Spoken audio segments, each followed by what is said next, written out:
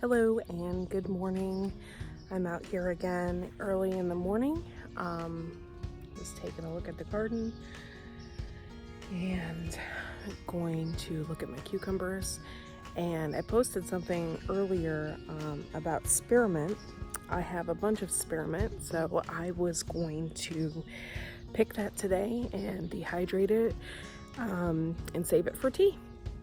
So that's what I'm gonna do today, and hopefully I have a couple more new developments in my garden as far as cucumbers go. So let's go ahead and we'll take a look. I'm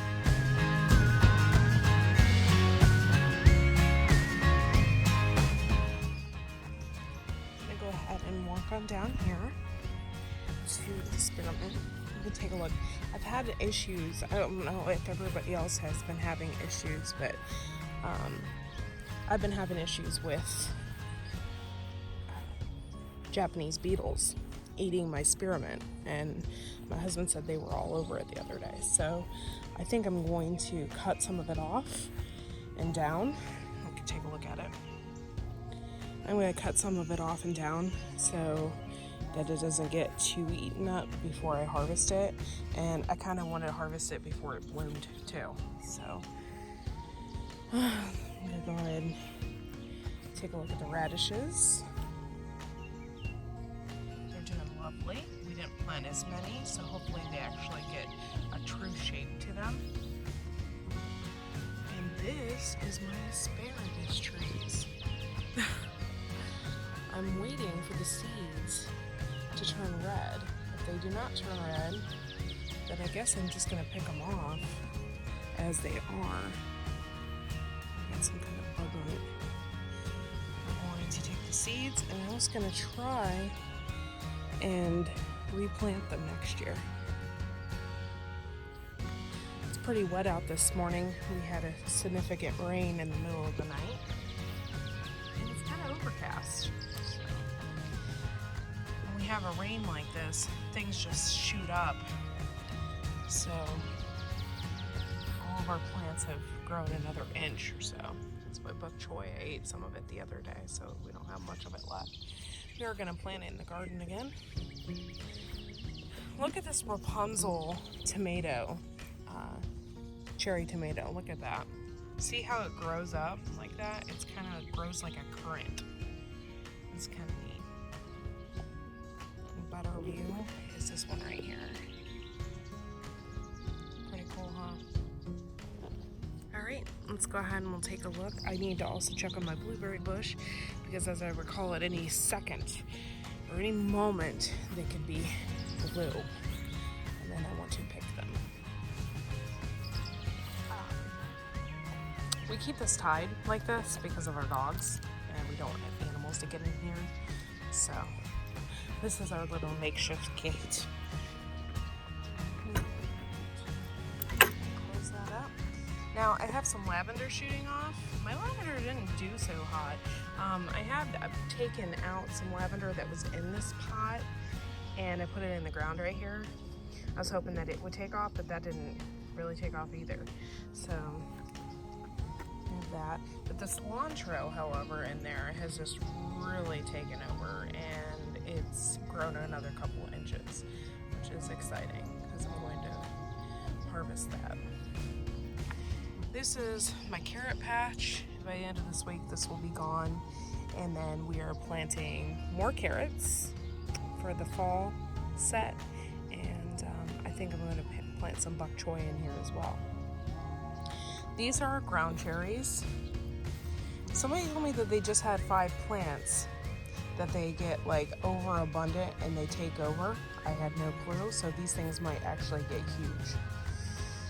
This is our first year planting ground cherries, so I'm not really sure how that's going to work out, but we'll see. It might actually go over into the row over here, which could affect my fall planting, but it's worth it if I can get a lot of ground cherries out of it and dry them or something, so we can keep them around. These are supposed to be very good for you. I haven't tasted one yet, but everybody says it's great, and if it's good enough to make a pie, I saw a recipe, somebody gave me a recipe for ground cherry pie. If it's good enough to make a pie out of it, it has to be pretty sweet. So We had a few that we had these are all from seed, by the way, but we had a few that we had planted from seed and we just kept outside in the seed container, and we just planted these a couple days ago. So, and they have ground cherries all over them. So I don't know how many plants we have, but 1, 2, we have 7 ground cherry plants.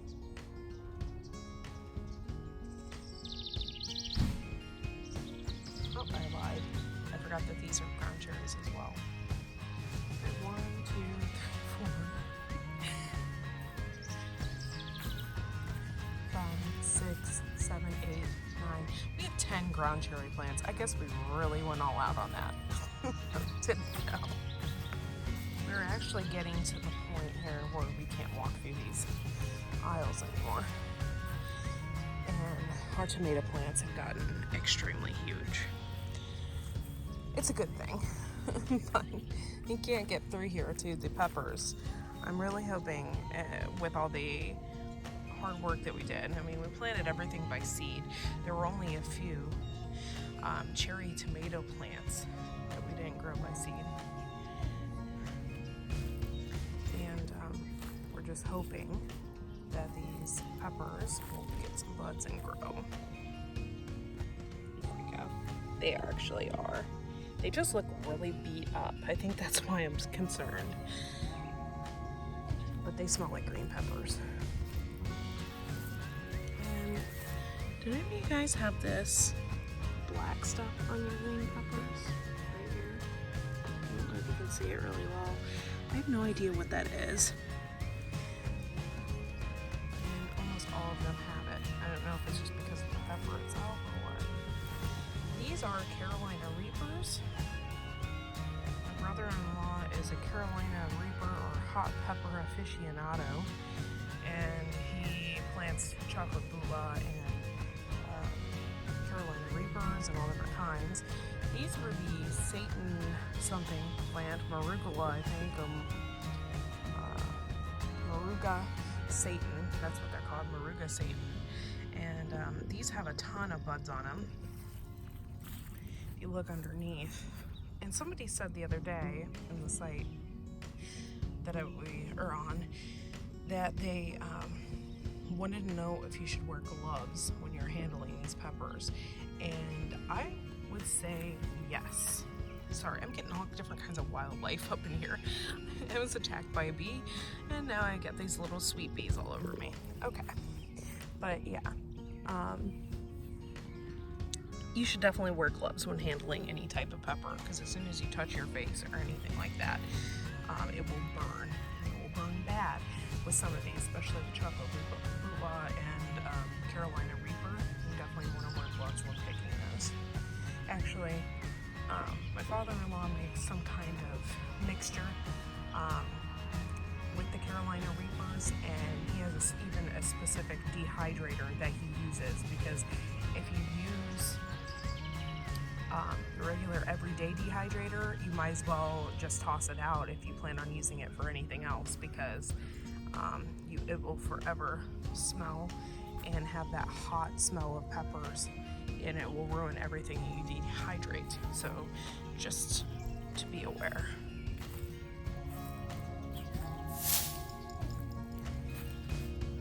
And we're moving on through the tomatoes, and I'm gonna smell like a tomato. My husband came in from the other day and he smelled like a tomato. So you can get that blossom in there. It's kind of cool. I got a cucumber that I don't know, I might pick it today, I might not, it depends. It's just hanging out there, and I really want to eat it. I've been eating a lot of cucumbers. It's my favorite. Oh, I have one, and I can eat it today. That's super exciting. Look at that. I'm gonna pick that. This one I'll save. But this one's getting really big, and we put this trellis up for a reason. We were hoping that they would climb right up it. I need to pull and walk right through the tomato patch. Oh Lord, here we go. And taking a look, making sure I don't see anything on the backs of these leaves at all. I don't see any sign of eggs. Nothing, which is good. We've been spraying with neem oil.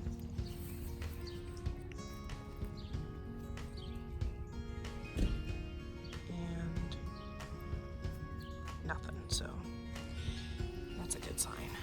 Oh my gosh, look at this tomato plant right here. There's just tons of them.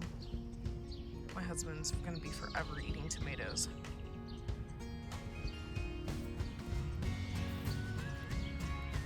There's some right here. This is a cherry tomato plant.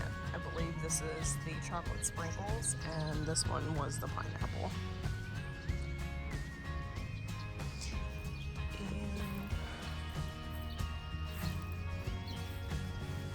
Some of these we didn't know, like one of them we didn't know if it was going to make it at all. And look how tall it is. I'm 5 foot tall, and it's way over my head, so I guess that's a good sign.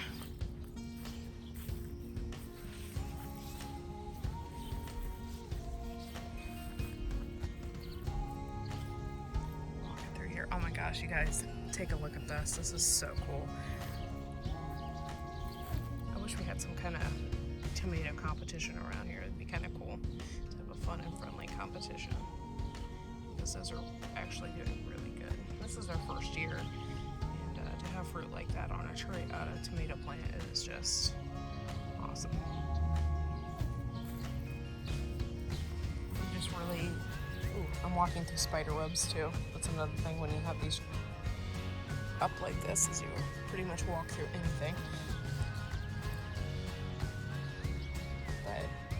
We've worked really hard at this. I mean, it's not something that is easy, and you really have to prune, and you really have to water. You have to watch your water.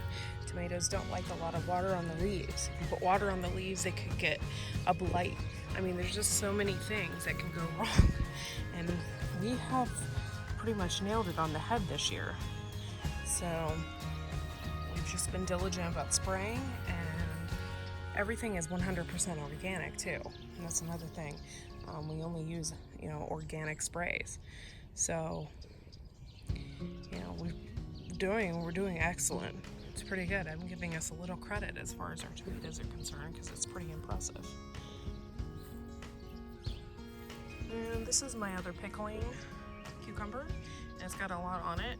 And this one that wasn't doing so hot, my husband picked the blighty leaves off of it. I mean, it hasn't been doing hot since the very beginning. It hasn't been doing good. So I didn't really expect it to live that much, but I got it on a discount. We didn't grow any of our, we did grow cucumbers, some by seed this year, but none of them came up, none of them. So we decided to just transplant and do it that way. So I bought these on a sale rack, and they're little pickling cucumbers. Supposed to be real small. Look at that one though. It's just this plant, this particular one. I thought, we could save it. It hasn't been doing good since the very beginning. So I don't know if it'll do anything or not. It's got a couple blooms on it, but the fruit doesn't look so good. These are our sunflowers, which, if anybody is from Ohio, I was told that Southern Ohio is having a giant sunflower festival, and it's the town that my husband's from, so I really want to go. Can't wait for that, and I'm going to take my son. The Japanese beetles have been attacking my sunflower plants as well. Don't like them. I don't like Japanese beetles. If anybody knows what a Japanese beetle looks like, it is brownish kind of, but it's almost like a chromey color, and it's not good. And this one it has a ton of ants on it. So, but this was our corn that we planted 3 rows of. Not doing so good in there either. This I plan on redoing we're going to till this up, and I'm going to put my garlic at the top of this hill. The reason why I say that is because we are on a little incline here, which probably makes it really good for tomatoes because they get like a drainage almost, a steady drainage of water, so they're not sitting in it. But at the bottom of this garden over here in the corner is where I planted my garlic, and it just, because of all the rain, just sat in the water, and I lost like half my garlic. So I think everybody had a tough year for garlic though. But this next time I'm going to plant in the fall, and I'm going to plant in this top corner. If anybody's ever wondering what this thing is it's a makeshift ladybug house. And I saw a bunch of ladybug houses in a magazine, and they were so expensive, it was ridiculous. And my husband's pretty creative. So what he did then is he went in the back of the woods, got a log, cut it up, drilled some holes in it, put a roof on it, and I got a ladybug house. And it didn't cost me a thing. Actually, I even think I got the wood for free, so it didn't cost me anything.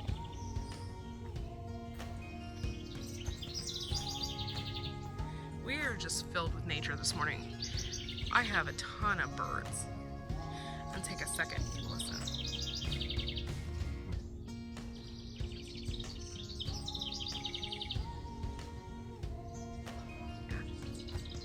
And I had this plant right here, and it gets like this, it almost looks like a bleeding heart, but it's not. I can't remember the name right now. But I'd actually get hummingbirds coming up to it, more so than my hummingbird feeders. So I think next year I'm just gonna get a ton of those hanging baskets, and I'm just gonna put them out everywhere because they actually like those more than my hummingbird feeders. I saw them going up to that more times this year than just once at my hummingbird feeder. So I think I'm gonna do that.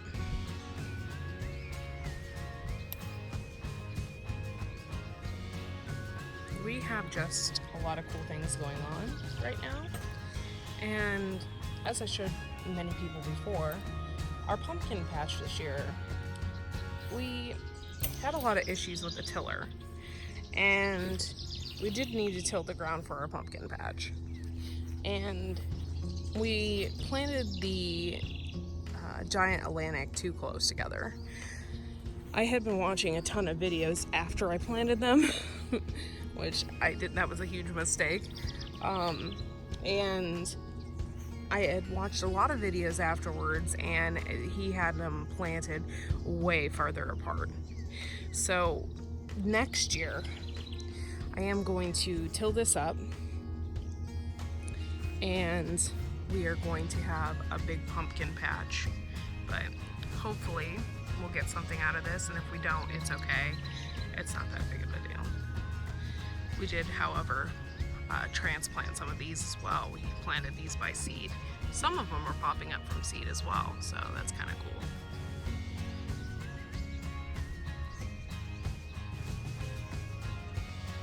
This is my garden this morning. Very peaceful time. I woke up before everybody else in the house, including my son, and I thought we should just take a look out here. And I was doing a lot of research on the health benefits of spearmint. That's my slug beer can, in case anybody's curious. It's supposed to stop slugs, so I put that out. And we had a couple in the garden this year.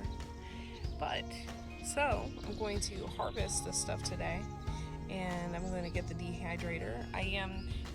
Obviously I'm going to wash it before I eat it, before I put it in there. So I'm going to have that on a later video. It looks really good. Let me go ahead and we'll walk on over to my blueberry bush, and we'll see how that's going. So I thought I'd come down here. I had planted a wisteria down here, farther away from the house, because everybody knows how invasive they can be. And then I have a sprig of an elderberry coming up here, which is kind of cool. It's right next to the fence. And then I planted these party figs, and I hadn't did an update on them in a while, and they're actually not looking very good. So I'm going to we use fish fertilizer, so I'm going to come down here with the fish fertilizer and water these really good, and I'm going to have my husband spray them. Make sure that they're not getting too beat up, because I would really like to get some figs from that. That would be really cool. You can tell, I mean, our section of the grass is just, it was just loaded with water. Still having a water issue here in this corner. That's why this field isn't mowed. So, only can do so much. Let's go ahead and we'll walk on down to the blueberries. Okay, so this is my blueberry plant, or bush. And it looks like we got some blueberries. Take a look at that one, guys. I don't think there's any holes in it either. Nope. Perfect blueberry. But unfortunately, they're not all turning at once. I don't know what to do about that, but we're going to try and harvest them all at once. If they turn blue all at once, and we'll have some nice blueberries. But it's looking good, guys. Looking real good. This was a pink blueberry lemonade over here. Didn't get hardly any berries on it, but a few. I was checking them, but it looks like they've gotten eaten by the birds. And that's okay. I mean, we didn't really do anything to it this year because it didn't have a whole lot. Oh, there's some berries right there. They're supposed to get bright pink. There they are right there. So it didn't get a whole lot of that this year, but that's okay. Maybe it just needs some extra time to grow. Okay guys, that concludes the video, and if you have any questions, you can leave comments or anything below. I'll be happy to answer them, and if I can't answer them, I'm not gonna tell you I know the answer, because I really don't know. This is like flyby gardening. I mean, we haven't really established anything yet here, and we're trying and we're working hard at it. My goal would probably to raise maybe 50% of our food. That'd be great, and not have to buy a whole lot during the summer months, and hopefully we can do that. Thanks guys for watching, and have a great day.